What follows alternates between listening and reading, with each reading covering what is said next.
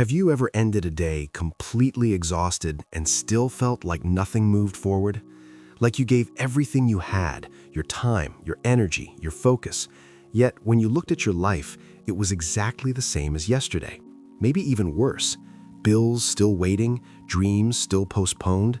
That quiet question whispering in your head late at night, is this really all my life is going to be? If that sounds familiar, stay with me, because the story you're about to hear isn't about luck, talent, or sudden success.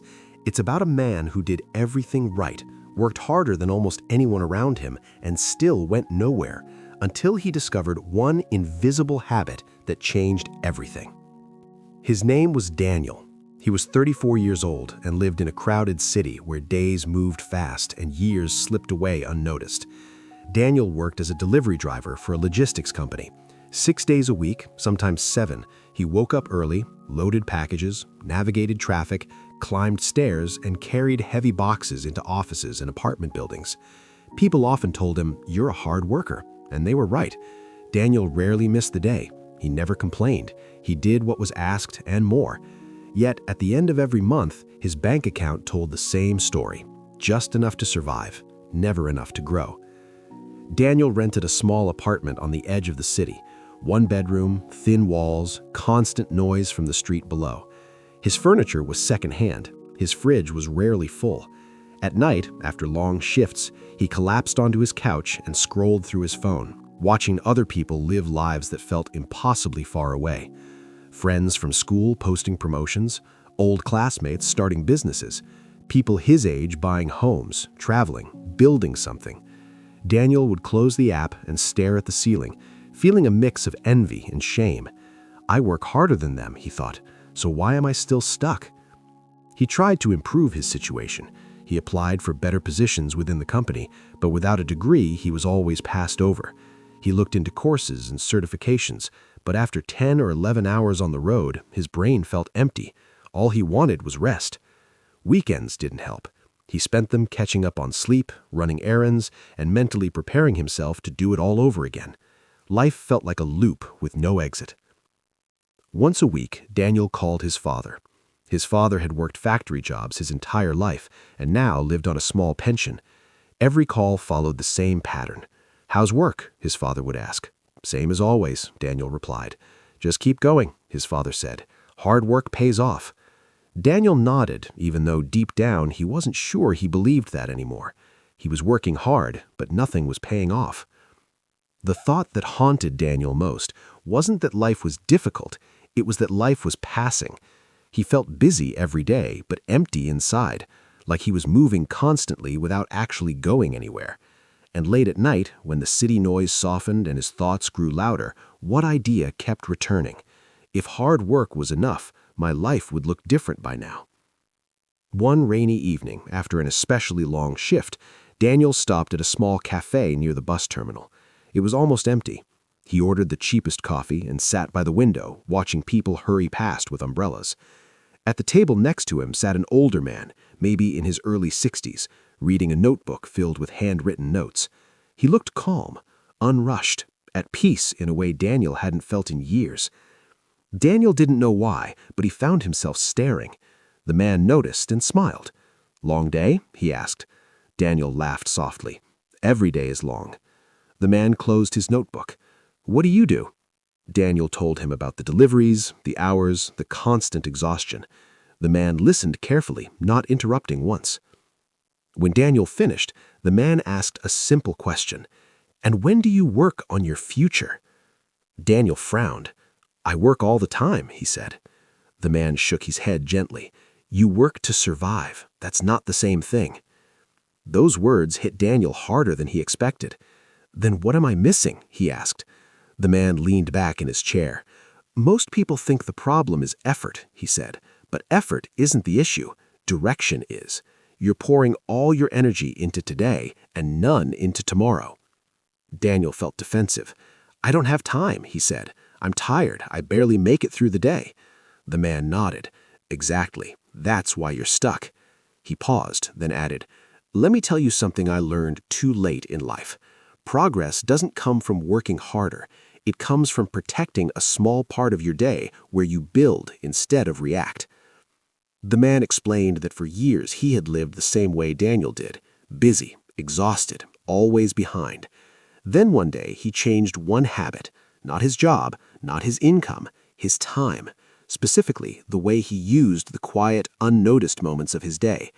Everyone has invisible time, he said, moments that disappear into scrolling, waiting, zoning out. Most people waste them because they don't seem important, but those moments decide everything.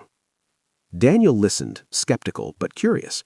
The man continued, I started with just 1 hour a day, 1 hour that belonged to my future, not my job, not my boss, not my problems.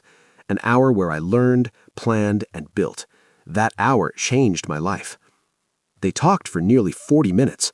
The man didn't sell a dream. He didn't promise riches. He described discipline, boredom, consistency. He explained that real change felt unimpressive in the beginning.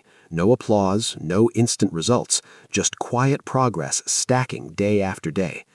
Before leaving, he wrote something on a napkin and slid it across the table. If you're serious, he said, start tomorrow. Don't wait for motivation. You won't get it. That night, Daniel didn't sleep well. His mind kept replaying the conversation. Work on your future. The words echoed. The next morning, he did something different. He woke up 30 minutes earlier than usual. Just 30. No dramatic overhaul, no grand plan. He sat at his kitchen table with a notebook and asked himself a question he had never seriously asked before. What skill would actually change my life? He chose logistics analysis. It was close to his current work, something he could understand and apply. He found free online resources and started learning during that half hour each morning. It was uncomfortable. His brain resisted. He wanted to check his phone. He wanted to go back to sleep. But he remembered the man's words. This hour belongs to the future. The first 2 weeks were miserable. Daniel felt more tired than ever. He made mistakes at work. He questioned whether this was worth it. But something interesting happened. While his body was exhausted, his mind felt alive. He was learning, slowly, painfully, but learning. He extended the time to 45 minutes, then an hour. Weeks passed. Daniel stopped wasting his evenings mindlessly scrolling. He went to bed earlier, not because he was disciplined, but because he wanted his hour in the morning. That invisible habit began reshaping his days. He noticed patterns at work others ignored, inefficiencies, delays. He started applying what he learned, first quietly, then more confidently. 3 months later, Daniel created a simple optimization report for his delivery route, reducing wasted time and fuel. He showed it to his supervisor, expecting nothing. The supervisor was impressed. Word spread. Management noticed. Daniel wasn't promoted immediately, but something more important happened. He was no longer invisible.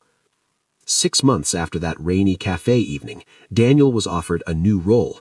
Not glamorous, not life-changing overnight, but it paid more, worked fewer hours, and used his mind instead of just his body.